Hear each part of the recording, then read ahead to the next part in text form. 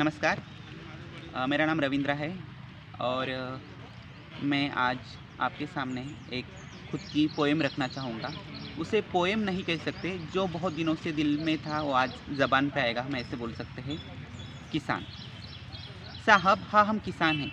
साहब हाँ हम किसान हैं, फसल बोते हैं। साहब हाँ हम किसान हैं, फसल बोते हैं और अपनी इस मिट्टी के लिए रास्ते में खड़े होते हैं।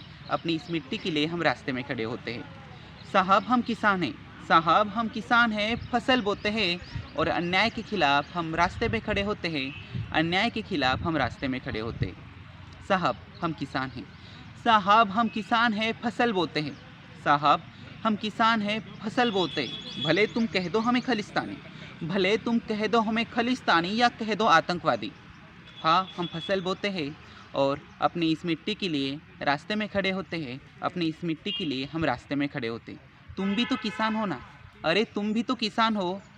तो बताओ कौन सा किसान रास्ते में कील बोता है। तो बताओ कौन सा किसान रास्ते में कील बोता है। धरती माता कहते हो इस मिट्टी को। धरती माता कहते हो इस मिट्टी को। तो बताओ कौन सा बेटा अपना माँ का ही आंचल भाड़े पे देता है। अब बंद कर दो तुम अपने आप को किसान बोलना। अब बंद कर दो तुम अपने आप को किसान बोलना और बंद कर दो ये राष्ट्रभक्ति भक्ति के परचम बांटना।